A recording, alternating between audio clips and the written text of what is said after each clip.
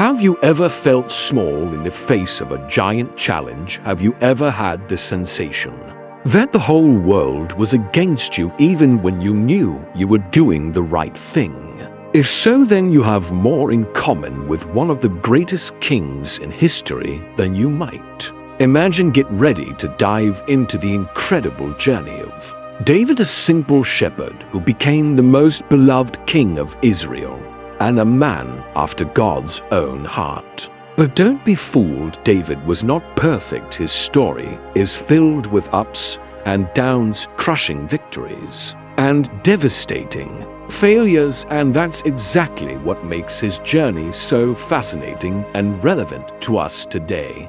Let's begin from the start with the unlikely rise of a young shepherd to the king's court. Our story begins in Bethlehem, a small town on the outskirts of Jerusalem.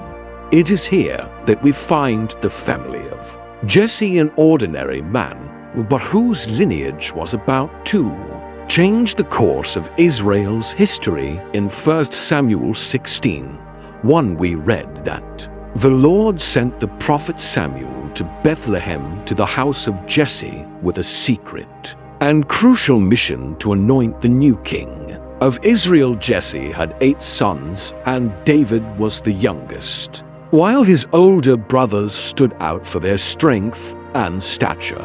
David spent his days in the fields tending to his father's sheep. This seemingly insignificant task was shaping the character of the future king. In the fields of Bethlehem, David learned lessons that no palace could teach. He developed courage while protecting the flock from predators, compassion while caring for the weaker sheep, and leadership while guiding the flock to green pastures and still waters. Unbeknownst to him, he was being prepared to lead a nation. In 1 Samuel 16:11. When Samuel arrived at Jesse's house, all the older sons were presented one by one, but the Lord had not chosen any of them. Intrigued, Samuel asked Jesse if he had any more sons. "There is still the youngest," Jesse replied, "but he is tending the sheep." When David finally arrived, Samuel's heart must have leaped. There stood a young man with a ruddy appearance, beautiful eyes, and good looks.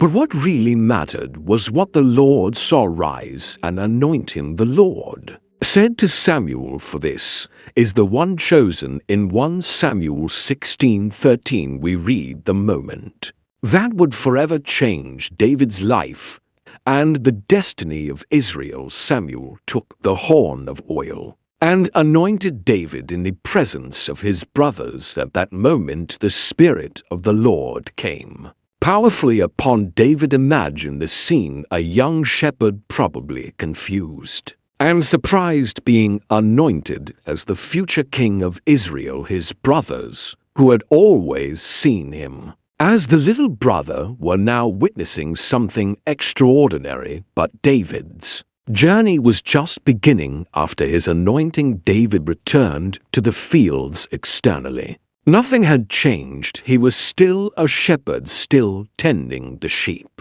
But internally, a transformation had begun. The Spirit of the Lord was with him, preparing him for what was to come. Meanwhile, in King Saul's court, darkness was settling in. In 1 Samuel 16:14-23 we read that the Spirit of the Lord had departed from Saul, and an evil spirit tormented him. Saul's servants, seeking a solution, suggested that someone skilled in playing the harp be found, believing that music could calm the disturbed king.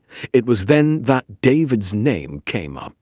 One of the servants knew him and described him as someone who not only played well, but was also brave, a warrior, wise in speech, and of good appear, and most importantly, the Lord is with him. Thus David was summoned to Saul's court. The young shepherd, who had recently spent his days in the fields of Bethlehem, now found himself in the royal palace. Playing to soothe the tormented spirit of the King, Saul was impressed with David and made him his armor bearer. At this point in the story, we see how God was orchestrating events David's musical talent developed.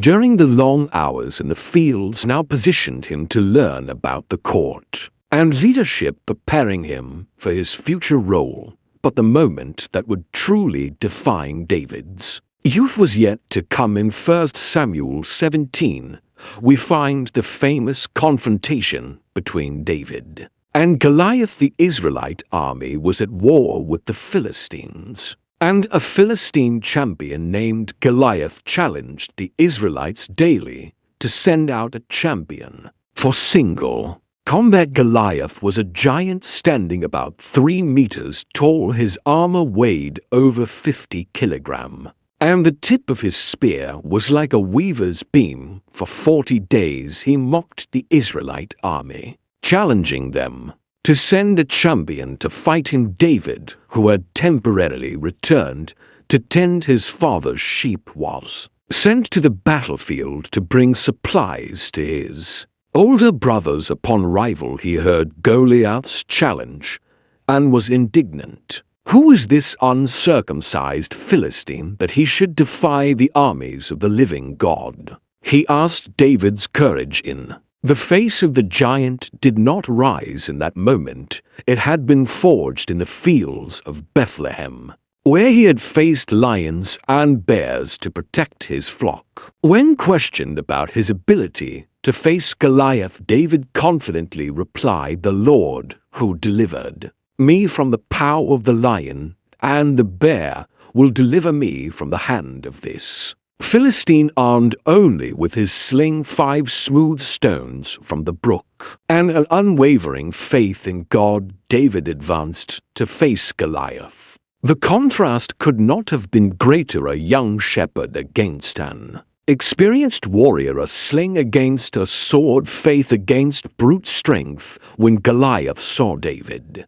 he scorned him for his youth. "Am I a dog that you come to me with sticks?" mocked the giant. But David replied with words that would echo through the ages, "You come against me with sword, spear, and javelin, but I come against you in the name of the Lord of hosts, the God of the armies of Israel, whom you have defied with a single stone." From his sling, David struck Goliath in the forehead, and the giant fell in an instant. The improbable had happened. The shepherd had defeated the warrior. Faith had triumphed over fear.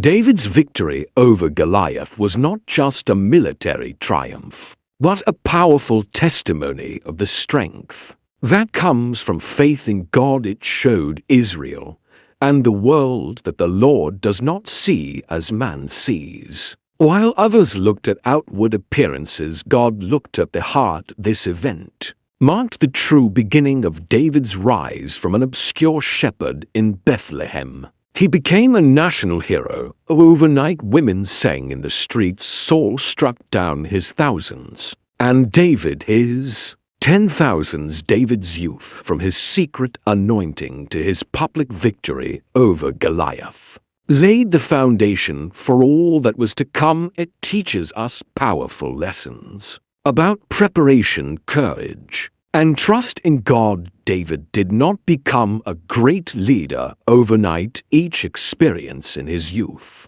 tending sheep, playing for Saul, facing Goliath, was a building block in the construction of his character and leadership. He faced his Goliaths long before stepping onto the battlefield. The story of David's youth reminds us that God often works behind the scenes, preparing us for a purpose greater than we can imagine. In moments of apparent insignificance, when we feel forgotten or underestimated, God may be shaping our character and developing the skills we will need for our future. David's courage in the face of Goliath challenges us to confront our own giants with faith. What are the Goliaths in our lives? Fears, insecurities, seemingly insurmountable challenges. David's story reminds us that with God, no obstacle is too great. Finally, David's youth teaches us about the importance of faithfulness in small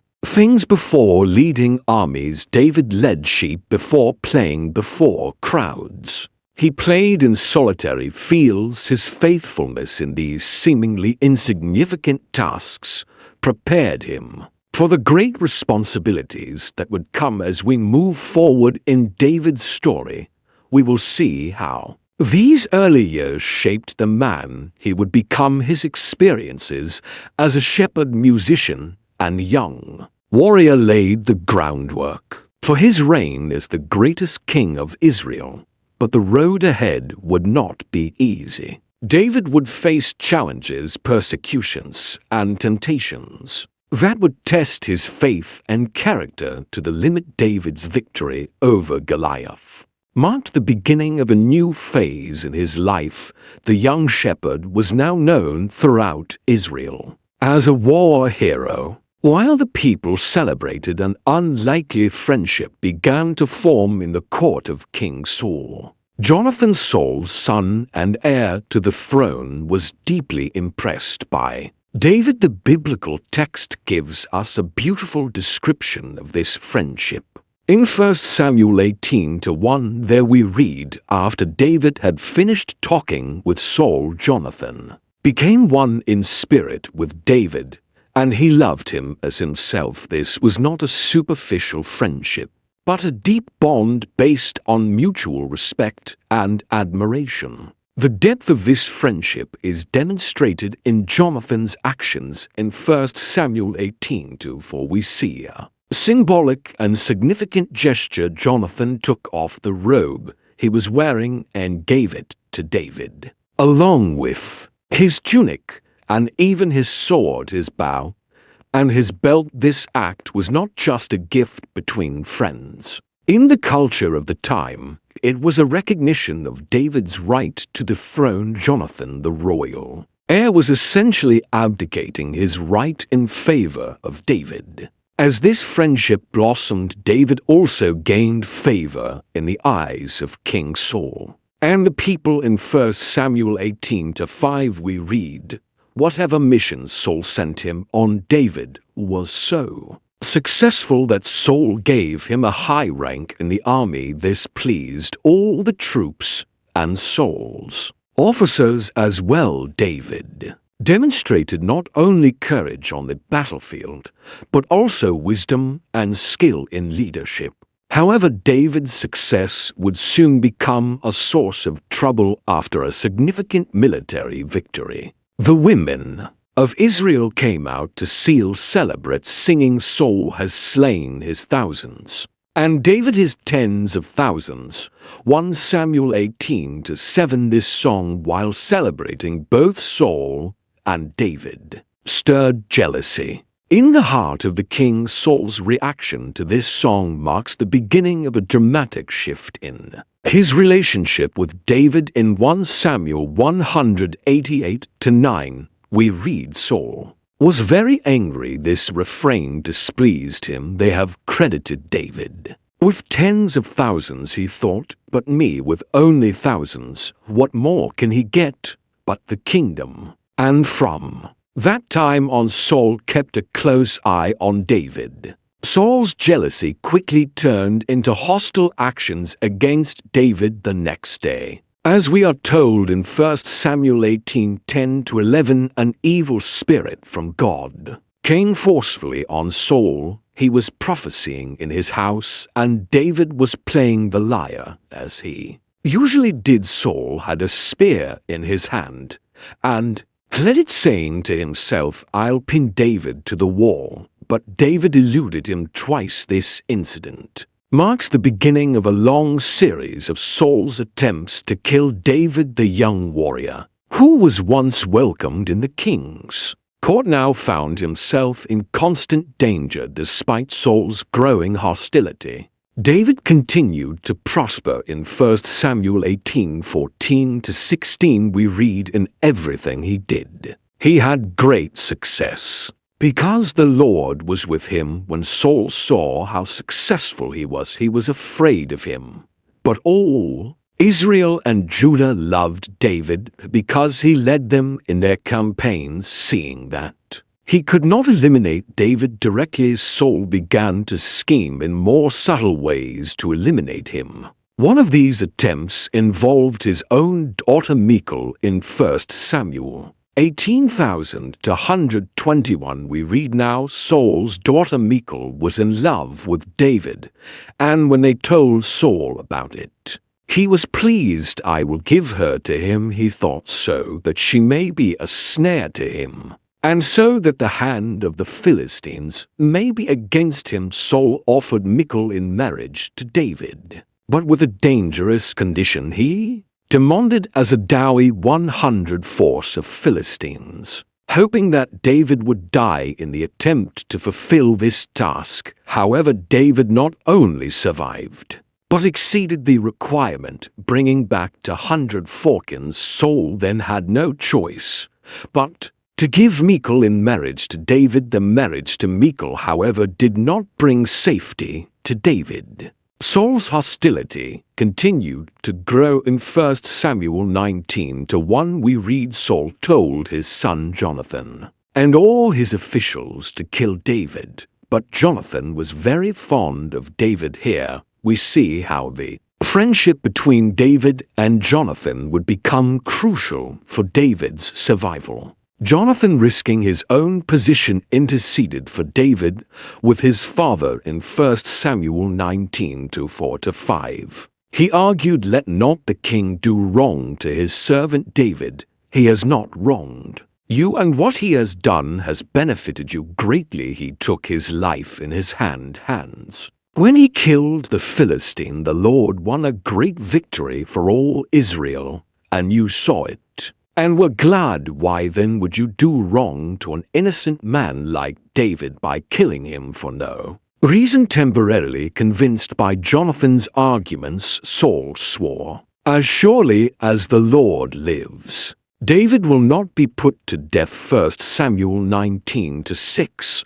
However, the peace would be short-lived. Soon the evil spirit returned to torment Saul, and he once again tried to kill David with his spear. David managed to escape, but it was clear that he was no longer safe in Saul's court. At this point, Michal, David's wife, played a crucial role in his escape. In 1 Samuel 19:11-12 we read, "Saul sent messengers to David's house to watch it and to kill him in the morning. But Michal, David's wife, warned him, 'If you don't run for your life tonight, tomorrow you will be killed.' So Michal let David down through a window, and he fled and escaped. Thus began David's period of exile. The man who had once been the hero of Israel and the favorite of the court now found himself forced to live as a fugitive in his own country.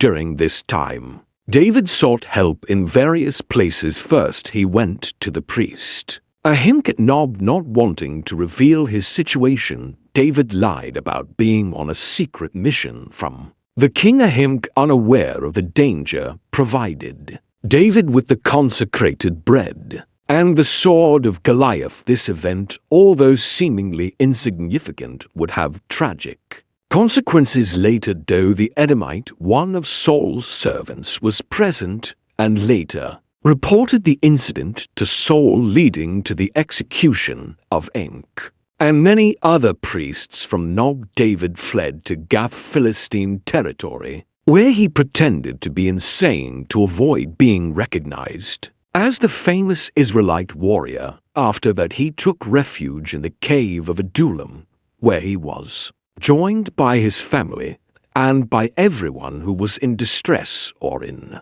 debt or discontented. 1 Samuel 22:2. Meanwhile, Saul continued his relentless pursuit of David. The king's obsession with eliminating David led to extreme acts of cruelty, including the massacre of the priests of Nob who had unknowingly helped David during this period of flight. David had notable opportunities to kill Saul, but he refused to do so. The first occurred in the cave of Engedi. Saul entered the cave to relieve himself, unaware that David and his men were hiding there. In 1 Samuel 20:46, we read the men said this. This is the day the Lord spoke of when he said to you, I will give your enemy into your hands, for you to deal with as you wish. Then David crept up unnoticed and cut off a corner of Saul's robe. Afterward, David was conscience-stricken for having cut off a corner of his robe. And he said to his men, the Lord forbid that I should do such a thing to my master, the Lord's anointed, or lay my hand on him, for he is the anointed of the Lord. The second opportunity occurred when David snuck into Saul's camp at night and found the king sleeping. Again, David refused to kill Saul, saying in 1 Samuel 169:11, don't kill him. Who can lay a hand on the Lord's anointed and be guiltless? As surely as the Lord lives, the Lord himself will strike him, or his time will come, and he will die, or he will go into battle and perish. But the Lord forbids that I should lay a hand on the Lord's anointed. These actions demonstrate David's deep respect for the authority established by God, even when that authority was being unjustly used against him. David recognized that despite Saul's flaws, he was still the anointed king of God, and it was not up to David to take the kingdom by force. Saul's persecution of David lasted for years, forcing David to live as a fugitive in his own country and even among Israel's enemies. During this time, David composed many of the Psalms we know today, expressing his anguish, his trust in God, and his determination to remain faithful. This period of flight and exile was a crucial time of formation for David, away from the comforts of the palace and the glory of military victories. David learned to trust in God in extremely difficult circumstances. He developed leadership skills, gathering and commanding a diverse group of men. These experiences prepared him for the role he would eventually assume as king of Israel. Saul's pursuit of David would only end with the king's death.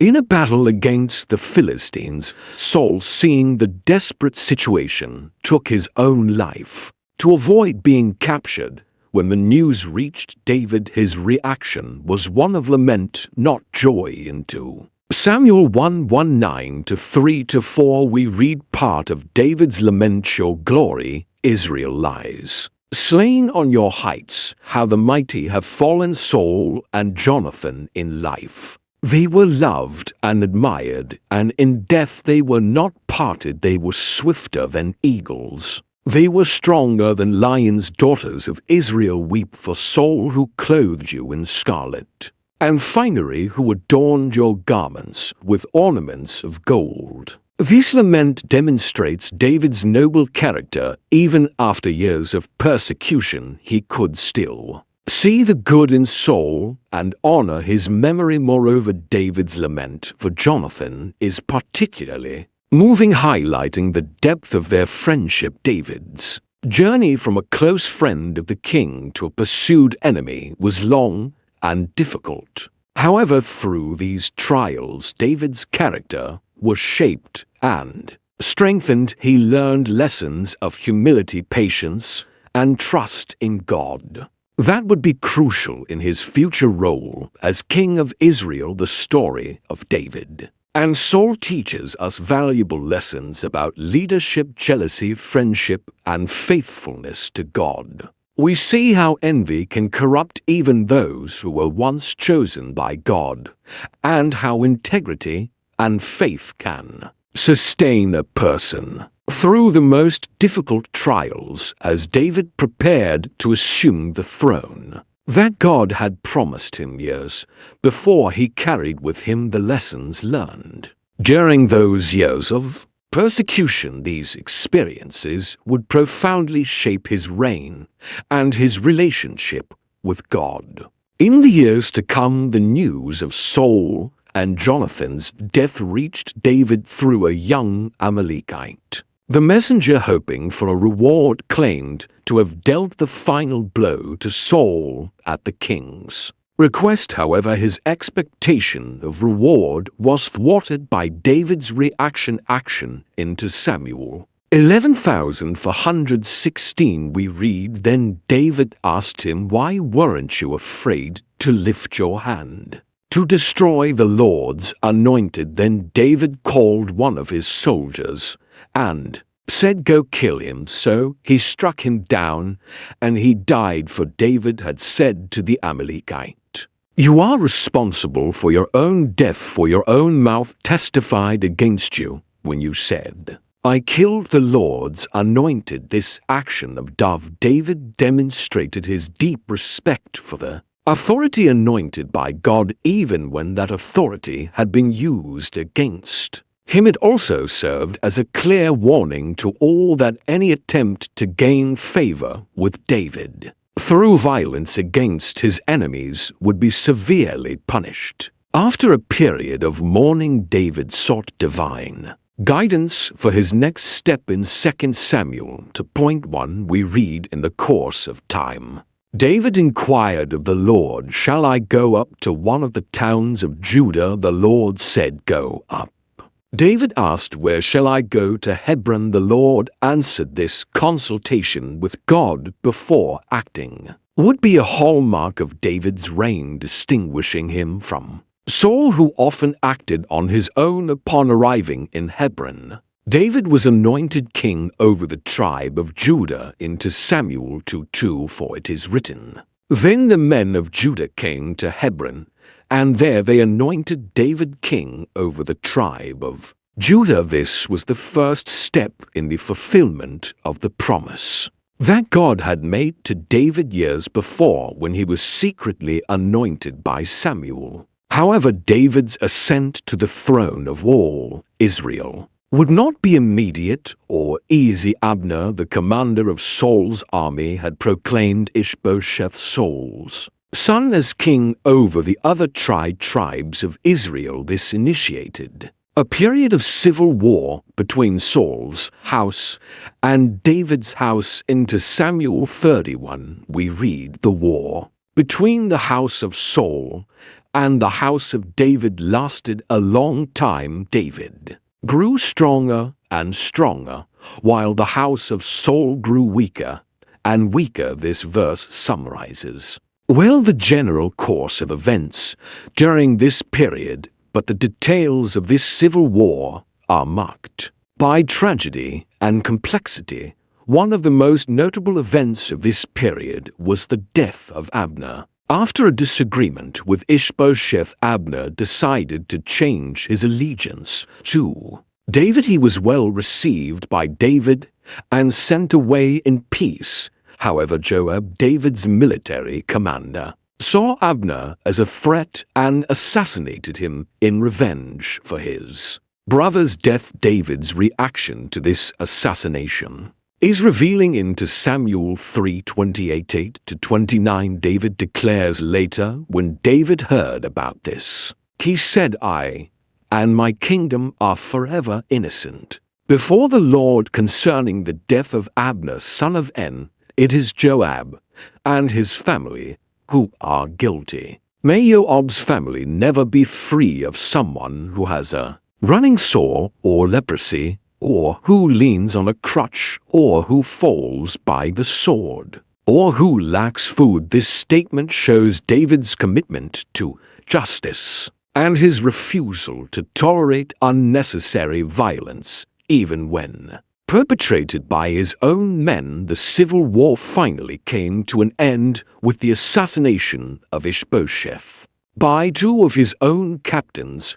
Hoping to receive a reward from David, they brought Ish's head to Hebron. Once again, David's reaction surprised everyone. In 2 Samuel 49-12, we read, "But David answered Rechab and his brother Baanah, the sons of Rimmon the Beerites, 'Surely as the Lord lives, who has delivered me out of all trouble when someone told me Saul is dead, and thought he was bringing good news, I seized him and put him to death at Zag. That was the reward I gave him for his news. How much more, when wicked men have killed an innocent man in his own house, and on his own bed, shouldn't I now demand his blood from your hand, and rid the earth of you? So David gave an order to his men, and they killed them. They cut off their hands and feet, and hung the bodies by the pool in Hebron. But they took the head of Ishbosheth and buried it in Abner's tomb. And he and with Ishbosheth death the way was open for David to become king over all Israel. Into Samuel 51-3 we see the unification of the kingdom. All the tribes of Israel came to David at Hebron and said, "We are your own flesh and blood. In the past, while Saul was king over us, you were the one who led Israel on their military campaigns. And the Lord said to you, you will shepherd my people Israel, and you will become their ruler." When all the elders of Israel had come to King David at Hebron, the king made a covenant with them at Hebron before the Lord, and they anointed David king over Israel. This anointing at Hebron marked the fulfillment of the promise that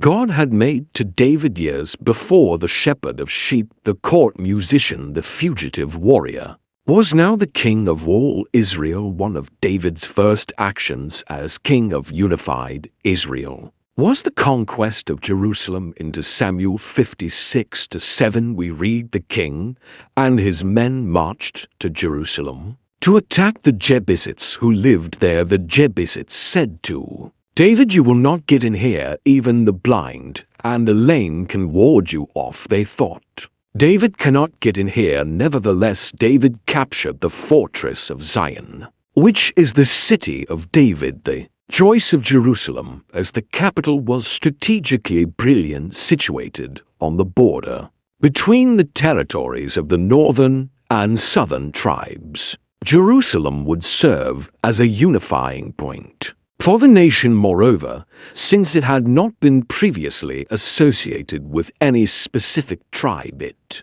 could become a truly national city. After establishing Jerusalem as his capital, David faced the threat of the Philistines. Into Samuel 5-1, 17-21 we see how David dealt with this situation when the Philistines heard that David had been anointed king over Israel. They went up in full force to search for him, but David heard about it and went down to the stronghold. Now the Philistine had come and spread out in the valley of Reem. So David inquired of the Lord, "Shall I go and attack the Philistines? Will you deliver them into my hands?" The Lord answered him, "Go, for I will surely deliver the Philistines into your hands." So David went to Baal-perazim, and there he defeated them. He said, "As waters break out, the Lord has broken out against my enemies before me." So that place was called Baal-perazim. The Philistines abandoned their idols there, and David and his men carried them off. This victory over the Philistines was significant not only militarily, but also spiritually. The capture and destruction of the Philistine idols symbolized the supremacy of the God of Israel over the gods of neighboring nations. With the nation unified and the capital established, David turned his attention to religious matters. One of his priorities was to bring the Ark of the Covenant to Jerusalem. The Ark, which represented the presence of God among the people, had been absent from the center of national life for many years. The first attempt to bring the Ark to Jerusalem, however, ended in tragedy. Into Samuel 66-7 we read, "When they came to the threshing floor of Naron, Uzzah reached out and took hold of the ark of God. Because the ox and stumbled, the Lord's anger burned against Uzzah, Because of his irreverent act, therefore, God struck him down, and he died there beside the ark of God. This incident taught David and all Israel an important lesson about the holiness of God and the need to follow his instructions carefully after a period of 3 months, during which the ark remained in the house of Obed-Edom. David made a second attempt to bring it to Jerusalem. This time the ark was transported according to God's instructions, carried by the Levites. The entrance of the ark into Jerusalem was marked by great celebration. Into Samuel 61:415 we read, "Wearing a linen ephod, David danced before the Lord with all his might, while he and all Israel brought up the ark of the Lord with shouts and the sound of trumpets." David's dance before the ark was an act of pure worship and abandonment to the Lord. However, not everyone appreciated this act of devotion. Michal, the daughter of Saul, and David's wife, despised him for his behavior. David's response to Michal into Samuel 60:122 reveals much about his heart. David said to Michal, "It was before the Lord who chose me rather than your father or anyone from his house, when he appointed me ruler over the Lord's people, Israel. I will celebrate before the Lord. I will become even more undignified than this, and I will be humiliated in my own eyes, but by these slave girls you mentioned, I will be held in honor with the ark established in Jerusalem." David desired to build a permanent temple to house it. However, God had other plans. Into Samuel 75:7 we read God's response through the prophet Nathan, "Go and tell my servant David, this is what the Lord says, are you the one to build a house for me to dwell in? I have not dwelt in a house since the day I brought the Israelites up out of Egypt to this day. I have been moving from place to place with a tent as my dwelling wherever I have moved with all the Israelites. Did I ever say to any of their rulers, whom I commanded to shepherd my people Israel, why have you not built me a house of cedar? Or though God denied David's request to build the temple, he made an extraordinary promise to David in 2 Samuel 7:11-6. God promises, "The Lord declares to you that the Lord himself will establish a house for you when your days are over, and you rest with your ancestors. I will raise up your offspring to succeed you, your own flesh and blood, and I will establish his kingdom. He is the one who will build a house for my name, and I will establish the throne of his kingdom forever. I will be his father, and he will be my son. When he does wrong, I will punish him with a rod wielded by men, with floggings inflicted by human hands, but my love will never be taken away from him, as I took it away from Saul, whom I removed from before you. Your house and your kingdom will endure forever before me. Your throne will be established forever." This promise, known as the Davidic covenant, is one of the most significant moments in the history of Israel. God promised David an everlasting dynasty, a promise that would find its ultimate fulfillment in Jesus Christ, the Son of David.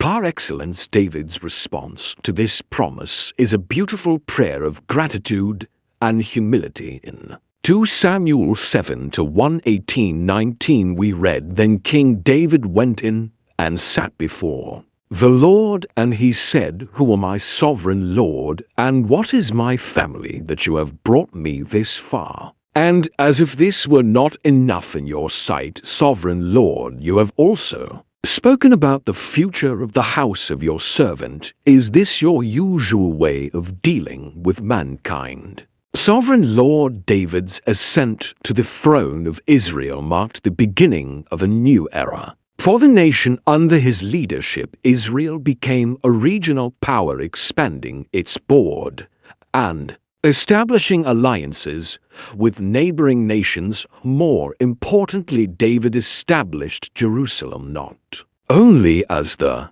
political capital of Israel, but also as its spiritual center. David's reign would not be without challenges and personal failures, as we will see in the following chapters of his story. However, the foundation he laid during these early years of his reign, a unified nation, an established capital, and above all, a renewed commitment to God, would shape the future of Israel for generations. David's journey from obscurity in Bethlehem to the throne in Jerusalem is a powerful illustration of God's sovereignty and his plan for his people. Through each stage, from shepherd to court musician, from fugitive warrior to King, David demonstrated unshakable trust in God and a commitment to his will. David's ascent to the throne was not just a personal achievement, but a turning point in the history of Israel. Under his leadership, the nation found unity, strength, and a renewed sense of divine purpose. The choice of Jerusalem as the capital and the establishment of the Ark of the Covenant there laid the groundwork for what would become the center of Jewish worship for centuries. The Davidic covenant, God's promise of an eternal dynasty, pointed beyond the immediate kingdom of David toward a future messianic hope. This promise would become central to the hope and faith of Israel, finding its ultimate fulfillment in Jesus Christ. The story of David's rise teaches us valuable lessons about patience, perseverance, and trust in God's timing. David waited years for the fulfillment of God's promise. Facing persecution and exile, however, he refused to seize the kingdom by force, respecting the authority established by God even when that authority acted unjustly. At the same time, we see in David a leader who was not perfect, but who was willing to learn from his mistakes and seek God's guidance. His reaction to the death of Uzzah and his subsequent careful approach to bringing the ark to Jerusalem demonstrate a heart willing to submit to God's will, even when it meant admitting and correcting errors. As David established himself as king over all Israel, new challenges awaited him. His reign would be marked by great victories and territorial expansion, but also by deep personal failures and painful family conflicts. However, the foundation laid during these early years, a deep dependence on God, a commitment to justice, and a heart of worship would continue to define his reign and legacy. David's ascent to the throne is not just his story of personal success, but a testimony to the transformative power of God in the life of an individual and a nation. It is a story that continues to inspire and instruct, reminding us that God can use unlikely people to accomplish his purposes, and that true greatness comes from humble submission to divine will. With the kingdom unified and the capitalist established in Jerusalem, David turned his attention to expanding and strengthening Israel. His military campaigns were marked by notable successes. In Samuel 8-6, we read about some of his conquests. He also defeated the Moabites. He made them lie down on the ground and measured them with a cord. Every 2 measures of men he separated, one to be killed and one complete measure to remain alive. So the Moabites became subject to David and brought tribute. David also defeated Hadad-Ishah, son of Rehob, king of Zobah, as he went to restore his monument along the Euphrates River. David captured 1,000 of his chariots, 7,000 cavalry, and 20,000 foot soldiers. He hamstringed all the chariot horses except 100 of them when the Arameans of Damascus came to help Hadad's king of Zobah, David struck down 22,000 of them. He put garrisons in the Aramean kingdom of Damascus, and the Arameans became subject to him and brought tribute. The Lord gave David victory wherever he went. These victories not only expanded the borders of Israel, but also brought great wealth to the kingdom David dedicated much of the war plunder to the Lord, demonstrating his gratitude to God for his victories. David's reign was also marked by acts of justice and compassion. Into Samuel 9:1. We see David asking, "Is there anyone still left of the house of Saul to whom I can show kindness for Jonathan's sake?" This led to the encounter with Mephibosheth, the son of Jonathan, to whom David showed great kindness, fulfilling his promise to Jonathan. However, at the height of his power and success, David committed a sin that would tarnish his reign and bring lasting consequences. The story begins in 2 Samuel 111-2. In the spring, at the time when kings go off to war, David sent Joab out with the king's men and the whole Israelite army. They destroyed the Ammonites and besieged Rabbah, but David remained in Jerusalem. One evening, David got up from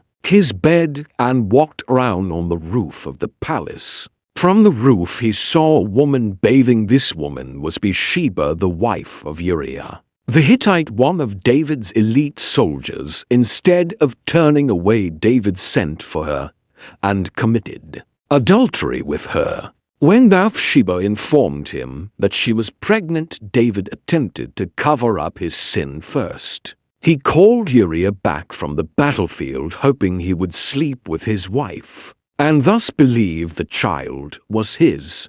But Uriah, demonstrating great integrity, refused to enjoy the comforts of hope while his comrades were in battle. Into Samuel 11:11. Uriah says to David, "The ark and Israel and Judah are staying in tents, and my lord Joab and my lord's men are camped in the open country. How could I go to my house to eat and drink and make love to my wife? As surely as you live, I will not do such a thing."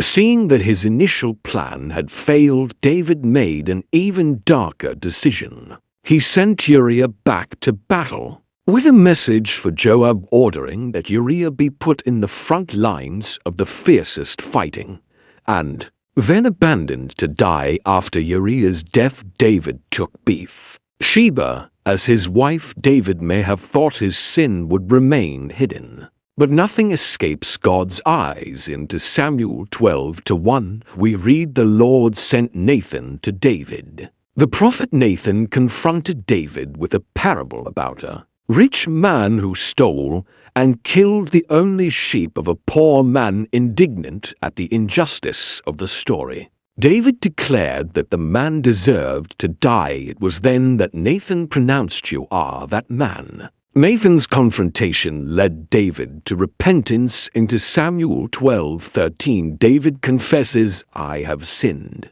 against the Lord." Although God forgave David, the consequences of his sin were severe. Nathan prophesied that the sword would never depart from David's house, and that the child born of his union with Bathsheba would die. Indeed, the child of David and Bathsheba became ill, and despite David's pleas, he died after 7 days. David's reaction to this loss is remarkable. Into Samuel 12:20 we read, "Then David got up from the ground, washed himself, put on lotions, and changed his clothes. He went into the house of the Lord and worshipped." When questioned about his behavior, David demonstrated his faith in God's sovereignty, saying into Samuel 12:23, "But now that he is dead, why should I go on fasting? Can I bring him back again? I will go to him, but he will not return to me." The consequences of David's Sin continued to unfold in the following years. One of Nathan's most painful predictions was fulfilled. When Amnon, David's son, raped his half-sister Tamar, this act led to a cycle of revenge and rebellion that culminated in Absalom's revolt. Another son of David, Absalom's rebellion, forced David to flee from Jerusalem in a scene that echoed his previous flight from Saul. Into Samuel 15:30, we see a moving image of David. But David continued up the Mount of Olives weeping. As he went, his head was covered, and he was barefoot. All the people with him covered their heads and were weeping as they went up during his flight. David faced insults and humiliations, but he responded with humility and trust in God. When Shimei, a man from Saul's family, cursed David, he replied in Samuel 16:112, "Leave him alone, let him curse me, for the Lord has told him to. It may be that the Lord will look upon my misery and restore to me his covenant blessing instead of his curse." Today, Absalom's rebellion ended with his death against David's explicit orders to spare his son's life. David's lament for Absalom's death is one of the most emotional moments in the Bible. In Samuel 18:33 we read, "The king was shaken. He went up to the room over the gateway and wept as he went. He said, 'O my son Absalom, my son Absalom, if only I had died instead of you, O Absalom, my son.'" Despite these personal challenges and tragedies, David's reign continued to be marked by military victories and prosperity for Israel. However, near the end of his reign, David committed another significant error by taking an unauthorized census of the people. Into Samuel 24:10, David acknowledges his mistake after he had counted the fighting men. David was conscience-stricken, and he said to the Lord, "I have sinned greatly in what I have done now. Lord, I beg you, take away the guilt of your servant. I have done a very foolish thing." This census resulted in a plague that claimed the lives of 70,000 Israelites. The plague was only stopped when David built an altar and offered sacrifices at the site. That would later become the location of the temple. David's reign, with its glories and sins, serves as a powerful reminder of the complexity of human nature and the constant need to trust in God. Despite his failures, David maintained a heart turned toward God, always seeking repentance and restoration. When he fell, that is why, despite his sins, David is remembered as a man after God's own heart. In the last years of his reign, David turned his attention to a project he had long desired to undertake: the construction of a temple for the Lord. Although God indicated that it would be David's son, not David himself, who would build the temple, David dedicated himself to making extensive preparations for this great undertaking. In 1 Chronicles 22:5 we read about David's efforts. David said, "My son Solomon is young and inexperienced, and the house that is to be built for the Lord should be of great magnificence and fame and splendor in the sight of all the nations. Therefore I will make preparations for it." So David made extensive preparations before his death. David's dedication to the cause of the temple is evident in the amount of resources he gathered for the project. In 1 Chronicles 20:14, David declares, "I have taken great pains to provide for the temple of the Lord. 100,000 talents of gold, 1,000,000 talents of silver, quantities of bronze and iron too great to be weighed, and wood and stone you may add to them." In addition to the material resources, David also took care to organize the Levites and priests for service in the future temple. He established shifts for the priests who organized the musicians, and singers and designated gatekeepers for the temple. All these preparations demonstrate David's concern to ensure that worship of God would be conducted with reverence and order after his death. As David grew older, the question of succession to the throne became pressing. Although God had already chosen Solomon to succeed David, there was an attempted usurpation by Adonijah, another son of David. This succession crisis is described in 1 Kings 1. In response to this threat, David acted decisively to establish Solomon as his successor in 1 Kings 1:1-3-5. We read, King David said, "Call in the priest Zadok, the prophet Nathan, and then a son of Joah." When they came before the king, he said to them, "Take your lord's servants with you, and have Solomon my son mount my own mule, and take him down to Gon. There have Zadok the priest and Nathan the prophet anoint him king over Israel. Blow the trumpet, and shout, Long live King Solomon. Follow him up to the throne, and he is to sit on my throne and reign in my place. I have appointed him ruler over Israel and Judah." With Solomon firmly established as his successor, David turned his attention to giving his final instructions both to Solomon and to the people of Israel in 1 Kings 22. For David gives wise counsel to Solomon, "I am about to go the way of all the earth. So be strong, act like a man, and observe what the Lord your God requires. Walk in his ways, and keep his decrees, and commands his laws and regulations as written in the law of Moses. Do this so that you may prosper in all you do and wherever you go, and that the Lord may keep his promise to me if your descendants watch how they live, and if they walk faithfully before me with all their heart and soul. You will never fail to have a successor on the throne of Israel."